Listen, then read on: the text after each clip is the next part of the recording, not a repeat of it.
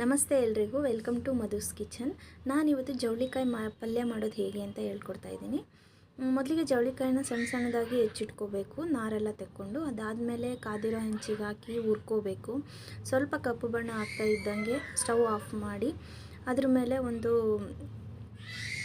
ಬಟ್ಲು ಹಾಕಿ ಮುಚ್ಚಿಡಬೇಕು. ಹೀಗೆ ಮಾಡಿದರೆ ಸ್ವಲ್ಪ ಮೆತ್ತಗಿರುತ್ತೆ ಜವಳಿಕಾಯಿ. ಅದಾದಮೇಲೆ ಕುಕ್ಕರ್ಗೆ ಎಣ್ಣೆ ಹಾಕಿ ಸಾಸಿವೆ, ಜೀರಿಗೆ, ಹೆಚ್ಚಿಟ್ಕೊಂಡಿರೋ ತರಕಾರಿಗಳು, ಟೊಮೆಟೊ, ಈರುಳ್ಳಿ, ಹಸಿಮೆಣಸಿನ್ಕಾಯಿ, ಕರಿಬೇವು ಹಾಕಿ ಉಪ್ಪು ಹಾಕಿ ಮಿಕ್ಸ್ ಮಾಡ್ಕೊಳ್ಳಿ. ಅದ್ರ ಜೊತೆಗೆ ಜವಳಿಕಾಯಿನೂ ಹಾಕಿ ಮಿಕ್ಸ್ ಮಾಡ್ಕೊಳ್ಳಿ. ನಾನಿಲ್ಲಿ ದೊಡ್ಡ ಉಪ್ಪನ್ನ ಬಳಸ್ತಿದ್ದೀನಿ.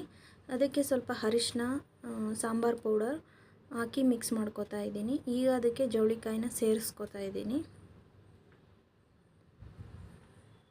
ಈ ಪಲ್ಯ ತುಂಬ ಚೆನ್ನಾಗಿರುತ್ತೆ. ನಾರಿನಾಂಶ ಕೂಡ ಜಾಸ್ತಿ ಇರುತ್ತೆ ಇದರಲ್ಲಿ. ರೊಟ್ಟಿ ಜೊತೆಗೆ, ಚಪಾತಿ ಜೊತೆಗೆ ತುಂಬ ಒಳ್ಳೆಯದು. ನಾನೀಗ ಬೆಲ್ಲ ಕೂಡ ಸೇರಿಸ್ಕೊಂಡೆ. 2 ಗ್ಲಾಸ್ ನೀರು ಹಾಕಿದೆ ಸಣ್ಣ ಕಪ್ಪಲ್ಲಿ.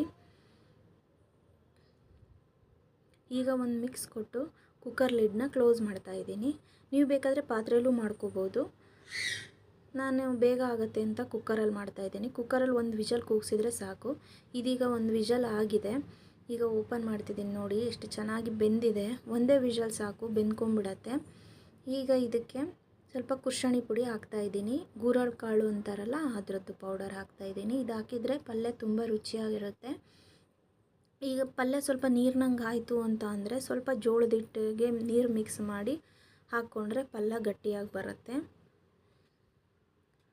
ನನಗೆ ಸ್ವಲ್ಪ ಉಪ್ಪು ಜಾಸ್ತಿ ಅನ್ನಿಸ್ತು, ಅದಕ್ಕೆ ನಾನು ಸ್ವಲ್ಪ ಬೆಲ್ಲ ಆ್ಯಡ್ ಮಾಡ್ತಾಯಿದ್ದೀನಿ, ರುಚಿ ನೋಡಿಕೊಂಡು.